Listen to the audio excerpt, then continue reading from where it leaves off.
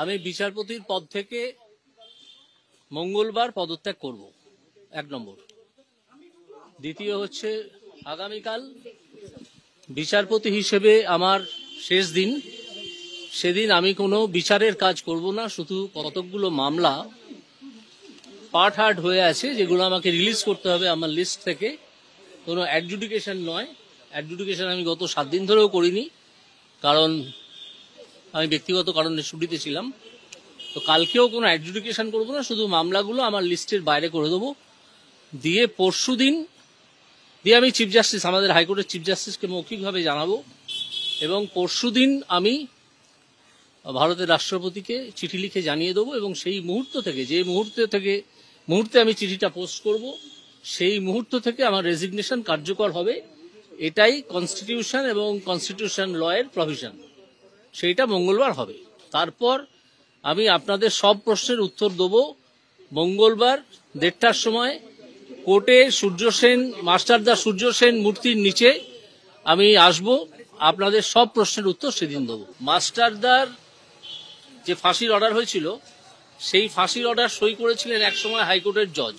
তিনি ব্রিটিশ ছিলেন, ক্ষুদিরামেরও তাই ওই দুটো মূর্তি, যে হাইকোর্ট যে ভুল করেছিল, একটা স্বাধীনতা সংগ্রামীকে এইভাবে ফাঁসি দেওয়ার উচিত হয়নি।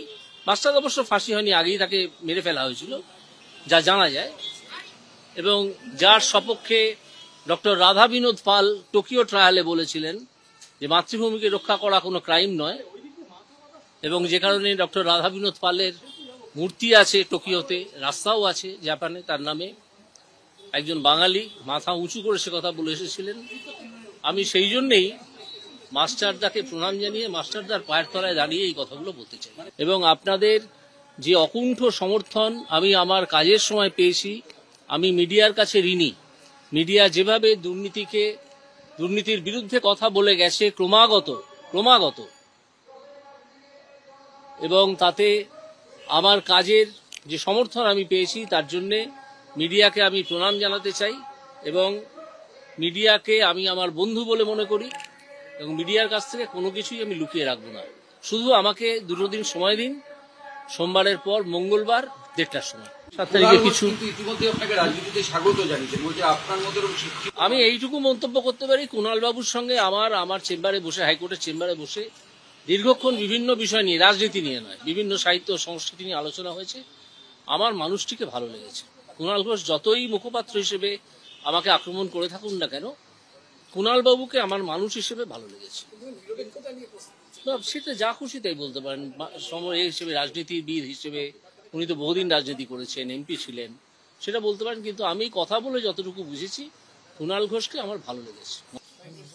আমি আবার মিডিয়ার কাছে আমার কৃতজ্ঞতা জানাচ্ছি। আপনারা দুর্নীতির বিরুদ্ধে যেভাবে রুখে দাঁড়িয়েছিলেন, এখনো দাঁড়িয়েছেন, তাতে আমি সত্যিই অত্যন্ত কৃতজ্ঞ আপনাদের মিডিয়ার কাছে, বাংলা এবং সর্বভারতীয় মিডিয়ার কাছে। দুর্নীতির বিরুদ্ধে আপনারা সবসময় থাকুন।